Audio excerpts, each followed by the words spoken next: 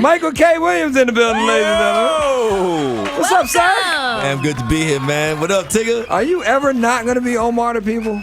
I hope not. Yeah, I'm proud of that. You know what I mean?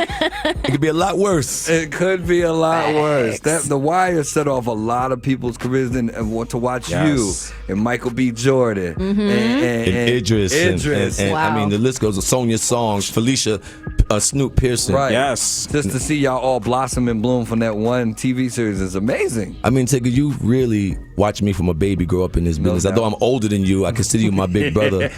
You know, because when I was just in the projects in Brooklyn, I watched you, what you was doing, the legacy you was laying down sir. on BET, brother. So I remember my first interview we were one of my first interviews on season 1 of The Wire, Right. man. I was Wow. Yeah, when I was in D.C., they was up the street in Baltimore. I was like, somebody get me Omar. Yeah. Well, look, speaking of older, have you guys seen this crazy thing that's going on social media with this face app where you're kind of revealing what you may look like Everybody's in 45 doing years? Have you done it, Michael? No. Why not? I like Instagram. I don't have any other social medias. Instagram is my thing. Yeah.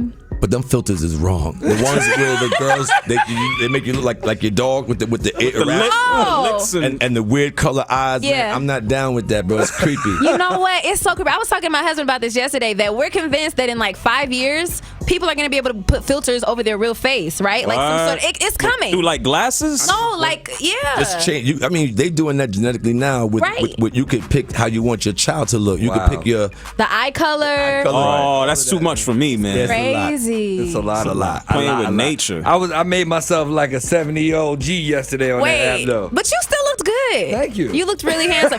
But JR, on the that's other that good hand, black, JR, you know what I they mean? made his teeth red. I don't know what that was about. What you want me to say? Come on. You trying to diss me. What do you want me to say? It's the app, not me, friend. I don't need an app to remind me that I'm old. Oh, no, not Omar. You're well seasoned, brother. Seasoned. Well seasoned. Experienced. Yeah, I mean, I'm on the other side of 50, man. You know, we here. Yesterday, Emmy nominations come out. Yes, sir. Wow. When They See Us, which you are featured in, 16 nominations. 16. 16. Yeah, man. Good number. I mean, when in a cycle where sometimes we're under represented. And you can even say that if When They See Us wasn't here, I don't know what would have been in it this year for real. Are you happy with the nominations? Excited? Man, I mean, first of all, to be acknowledged in this business is always a blessing. You got to remember, you got over 200 television shows streaming on different networks. It's a lot of content to narrow to be in the last 5, the top 5. That's a blessing. But I'm most happy about this nomination because this is the first time in 30 years that we hear these men's truth, these 5 exonerated men's truth. Right. They've been silent. We've only heard what the media has fed us. And for it to have had such an impact on the community is one thing, but to be acknowledged on such a level by the Academy, in my mind, that lets me know that they also know that this is their truth and they honor it because they need to be heard. Right. They stopped by to the morning they show. were here on the Morning Yeah. Culture telling us about it. We had Yusuf and Santana here. Yes, and Raymond. You was on set. You played Antron's dad. Yes, sir. How was that just being on set? That had to be real. I know traumatic for them and helping to tell that story, but then as y'all as actors too, nah? Well, for me, it even went deeper because I'm born and raised in New York. It could have easily been the Central Park 5-6, Right. with my butt when I was acting up in New York. So it had I had a very personal relationship with their story, but to get their response, I was so nervous. I'd never been nervous about someone's opinion on my work than I was with this one. Wow. And we were in LA. Ava had called me and she says, Mike, the brothers are in town. Why don't you get in contact with them? They'll do something. And we all went out to dinner. And I remember I was just nervous, especially with Tron, because his trauma is his relationship with his father was severely severed. Right. We don't know what that feels like. His loving relationship with his father got completely like devastated, and he has issues with the whole the forgiveness thing with his father. But I had the pleasure of speaking to his mother, Miss Linda. She was we were prepping, and she took 2 hours out of her time and spoke to us, and she was deathly sick. She had a stage 4 pancreatic cancer, and she found 2 hours of her time to give us all this energy, and she never once complained or anything. She never even got to see When They See Us. She passed before it got released. Wow. And all she did was speak about her husband. She only referred to him as my husband or the father of my child. She only had compassion, empathy, and she never even went to the place that needed forgiveness. She never even gave that any of her energy. She focused everything on saving her son. Right. And at the end, when everything was said and done, she called her husband and was like, I can hear it in your voice. You're not well. Are you ready to come home and let me take care of you? He died coming back home. So for me as an actor, to answer your question, let's face it, Bobby McCrae on paper, he's three-dimensional. He made some very bad choices. He did do that. He got going when the going got tough. However, after speaking to his wife, Antron's mother, I had to go deeper. I had to find out what made him do that, because he didn't just go, deuces, I'm out, this is too much for me. Right. So for me,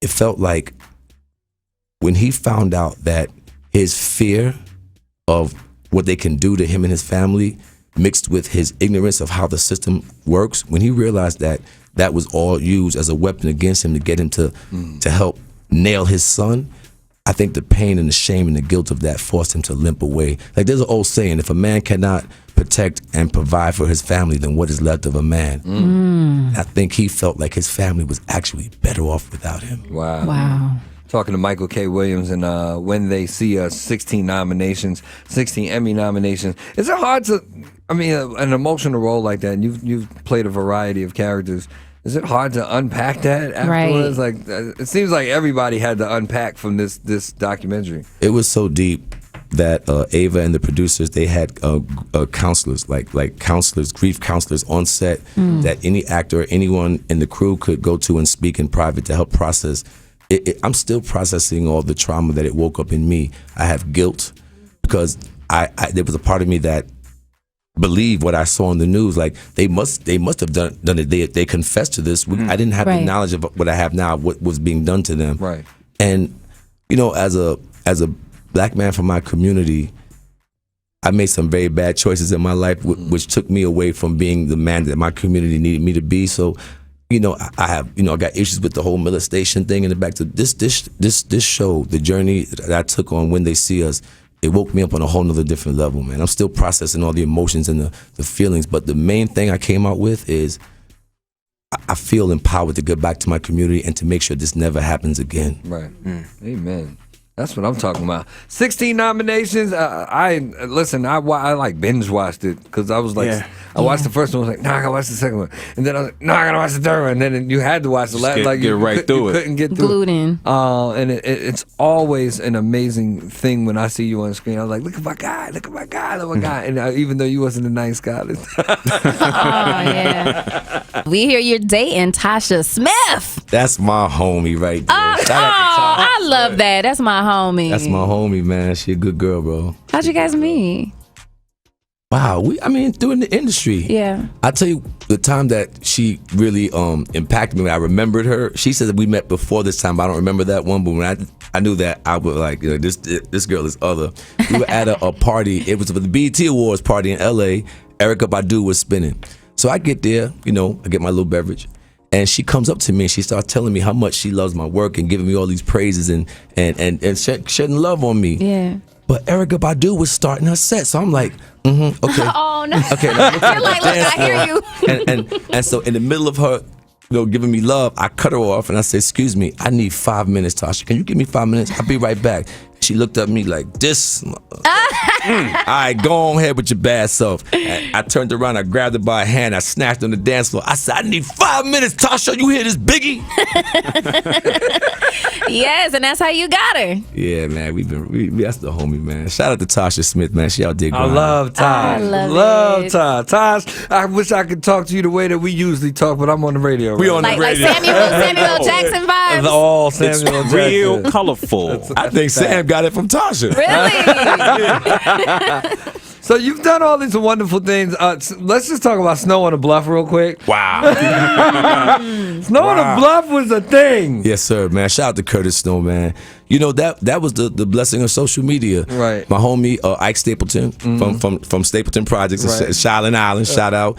He called me MK. Yo, MK, you need to check out this brother on Twitter. He kind of reminds me of the Omar character. Right. I watched it, got in contact, went down to Atlanta. I met him, and man, the dude, he's charismatic. He put on all his jewelry came out because he thought, I was gonna be on some airs. And I came, man. I sat with him. We talked, and he told me, he said, when you first came, man, I was nervous. I didn't know what to expect. Right. And he took me around his hood, man. We spent the whole day together, and I joined in the part of it because they were already in production. They already started filming it. I just came on and lent my little platform to him. That's all. Because that is a hood classic around these parts. Classic. So what are you shooting now in Atlanta? You're gonna be around for a while. Yeah, man, back on HBO. Okay. Shout out to the home box office. I'm on this new project called Lovecraft Country. It's based on this writer. His name was H.P. Lovecraft, and he wrote a series of books that kind of resembled the world of the Twilight Zone, where he would use these socially conscious topics and mix them with the bizarre or the other. So the Lovecraft Country world deals with Jim Crow America and monsters from outer space, and they mash it up. Wait. Wow. Wait a minute. That's some stuff that I'm on. I love that. Why are you laughing? It's That out is so no. It sounds crazy. It's crazy. It's probably gonna be dope though. Yo, we gotta light up. Yeah, I'm trying to watch it. I'm trying to wrap my head around that, bro. That's Listen, incredible. Sounds like don't feel American bad. Gods. I've read the scripts, and I'm still trying to wrap my brain around it. Don't feel bad. Okay, all right. It ain't you. That's what's happening. That's amazing. So throughout all your work, when it's all said and done, how does Michael K. Williams want to be remembered? Wow, after coming off of the When They See Us journey, man, I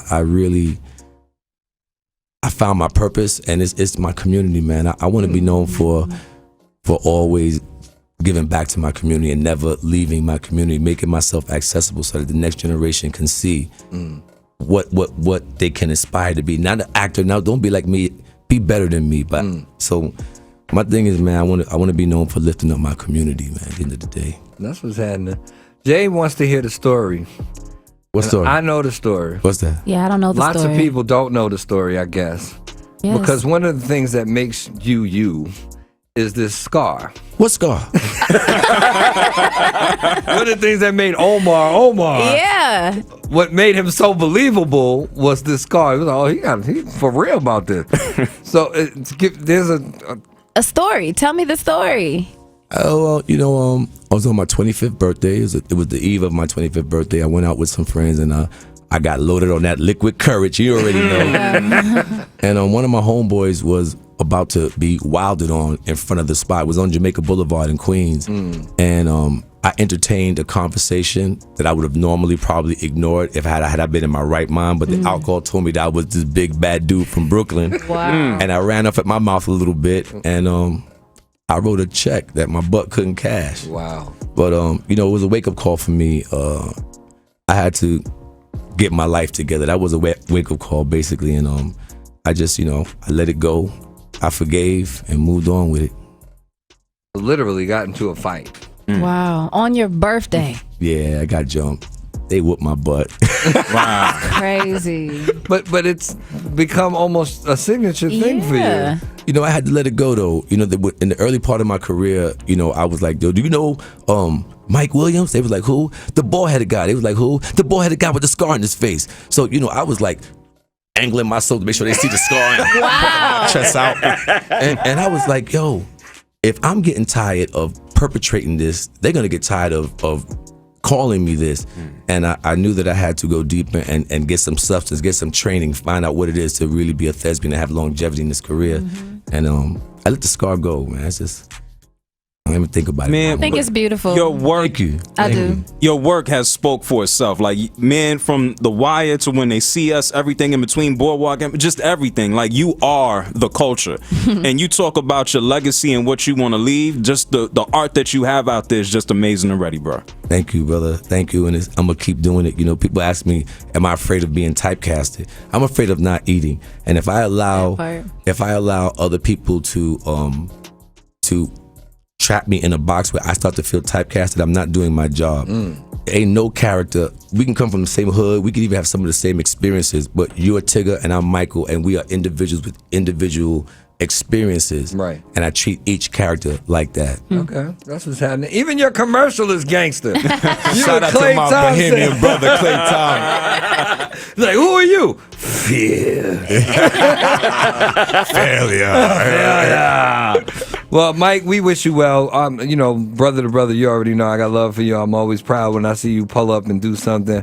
You did something like it was on YouTube one time. It was just you talking about whatever. I was like, Oh, the Atlantic, man. I was like, that was dope. So I'm always happy to see you. Anytime you want to pull up on the TIG, you want to pull up on the Morning Culture, you're welcome to. You got family here in Atlanta while you're here shooting your HBO special. I mean, new show, excuse me. And just continue to be you, bro. Thank you, brother. Thank you, what's Tigger. up. Thank you for Alrighty. seeing me, Thank fam. you. Thank y'all, man. That's what's happening. Shout out to my man Michael K. Tell me how to follow you on your only Instagram social media. BKBMG. It stands for the Brooklyn Boy Makes Good. Amen.